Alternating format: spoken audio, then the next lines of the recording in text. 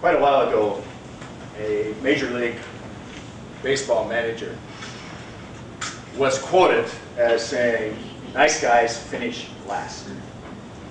And when I was reading about Joseph and getting the background, and Joseph perhaps is a very familiar story of how he came from being one of the 12 sons to being the ruler, or at least next to the ruler in Egypt. So he went from almost nothing, number 11, despised by his brothers and ridiculed by those that are around him, thrown into slavery, thrown then into prison, and then emerging to this position of second in command.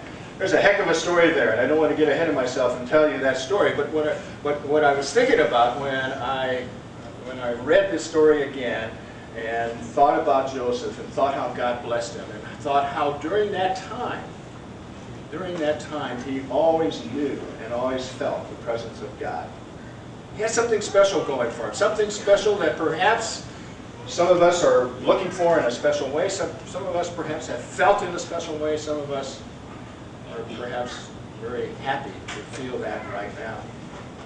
But this manager that I was telling you about was Leo Durocher, and he played very tough as an athlete, as a baseball player, and he was selected, and he did a lot of things that got him into trouble. Like he got thrown out of baseball games. He has a record, I think, for the fourth most thrown out umpire in Major League, something like 91 times. So he wasn't what you would call in baseball jargon a nice guy. But he really did say nice guys finish last. What he really said is that just because a team has nice guys that get along and another team doesn't have guys that get along, they fight all the time, that doesn't mean that the team that has the nice guys is going to beat the other team. What is going to make a difference is the talent and is the preparation. And so I guess we would agree with that, but we still can blame him for that statement, nice guys finish last, but they don't. They don't. Although if we look at our society and we look at what is happening around us and we look at popular TV programs and we turn on, we see what is your favorite TV program? What is it that you watch? And you know, the Housewives are one of the things, and I don't keep up with it, so you can watch the housewife of this place, a housewife of that place, and today we get to see a housewife of Egypt, Potiphar's wife. And she was very similar, perhaps, to some of the society and the culture that is portrayed now, where you go after what you can with gusto. And there's nothing wrong with going after with the gifts that you have and the talents that you have, going after what God has blessed you for and has planned for you. But to think that the gusto means that everything that you can possibly do, no matter what happens to other people, no matter who you scramble over, if that's the way that you get the most out of life, that is wrong. It is totally wrong.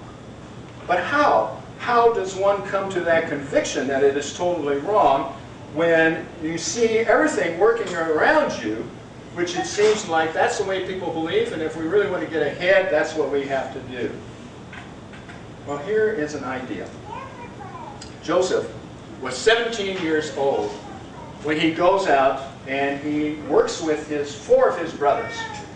Now, I don't know what the four brothers were doing, but they were doing something so bad that he came back and he reported to his father that they were creating problems, that they were doing something they shouldn't be doing. And years ago, and perhaps as we discussed this in a group earlier this week, where you thought, well, was he a snitch? You know, did he rat out on his brothers?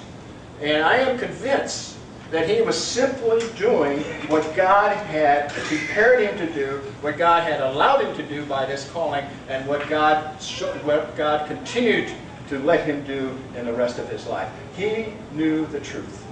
And he could understand that his father needed the protection and needed the loyalty from him. And so he reported back what happened. I want to back up just a little bit. The situation that Joseph was born into is an unusual situation. The 11th son, his brothers, he had 11 brothers, but one was just barely born by the time he was 17. And they had 4 different mothers. And as you perhaps remember the story, his father, Jacob, who was also called Israel, liked one wife better and that was Rachel, and that was the father, that was the mother, the mother of Joseph, and also Benjamin, the youngest. And so his brothers, maybe just because he was loved more by his father, maybe because he had special talents and special abilities, even as a small boy, though we don't know that, they hated him. And so his father sends him out to join them, to find out how they are. They see him in this coat that his father had given them, a coat of many colors. And that for us wouldn't be that hard of a thing to find, a coat of many colors. But in this culture, in this age, it was a gift that was very precious, because material was not colorful in those days. And to get material that was colorful, you needed dyes that were very expensive, or you needed materials that were just as expensive. And so a coat was prepared for him. And here he is walking across the hills, and the brothers see him and point to him, and they say, "There he comes, let's kill him." There he comes, let's kill him. Now, think about the brothers. Nasty, difficult, sinful, just like us. At least at some times. They did not have the love of God in their hearts, perhaps because they did not feel the love of their father in their hearts, and they took it out on Joseph. We're going to kill him, but then because Reuben stepped in, they threw him into a well or a cistern or a cave, and then Reuben was going to come back and get him out and rescue him and get him back. But then Judah has the wonderful idea that says, "No, let's not kill him. Let's not kill our own blood. Let's take him out and let's sell him to this caravan of traders that are going by, the Ishmaelites." And so they do that. And Reuben comes back and he says, it's spoiled. My plan is gone. What are we going to do? And so they slaughter a goat, and they put the blood on this very expensive coat. And they bring the coat back to Jacob, also called Israel, and they show the coat to Jacob, and he cries and wails, "His son is lost." Now, interestingly, sometimes we forget what these older brothers did with that deed and how that deed affected their life. Joseph we know more about, because it tells us, and our very theme text is how God was in Joseph's life. The Lord was with Joseph, so he succeeded in everything he did as he served in the home of his Egyptian master. Except Potiphar's wife thought he looked rather handsome and young and virile, and tried to entice him, tried to seduce him, and Joseph refused. Now, that's not what most TV programs probably would show. It would probably show the racier side. But you see, Joseph was blessed. Joseph was blessed because he had been called. He knew God. He knew what was right and wrong, and he spoke the truth. Just like he came back and reported to his father what his older brothers were doing, and that they were doing something wrong because it was the truth. He also told Potiphar's wife the truth. And he said, "How can I do this? How can I sin against God and against Potiphar? He has done everything for me." I believe that whether Joseph had thought about this a lot or not, he knew, instinctively perhaps he knew because of the Spirit. He knew the answers to the big questions that we at age 17, maybe before, maybe after, maybe we're still asking the questions you turn 17 around 71, or older or younger. And these are the questions. These are the questions. The questions are, who created life? Where did we come from? The second one is, what is the purpose of life? Thirdly, what is truth? What is right? What is wrong? And finally, what is destiny? What is my destiny? Where are we going? You see, Christianity, belief in Jesus Christ, is not without sorrow. But Christianity is with hope. And it brings us through the difficult times, the times that Joseph himself experienced. as he was lied about, and he was thrown into jail. So who created life? And you can say, well, life just came. But then if you say life just happened, you are believing in a non-entity, nothing, creating something. Doesn't make sense. And if you say, well, okay, there's got to be a maker, something, somebody did create this. But at this particular point, we don't know who he is. Then what do you do with the fact that there is a God, and you believe there's a God, but you don't believe that he has a purpose for you? And so then you are no better than someone that doesn't believe in God at all. That position is no better than someone who doesn't believe in God at all. If you believe in God, if you believe that there is a purpose in your life, if you understand, then you understand that God is leading you and guiding you away from the wrong things to the right. Away from the wrong to the right.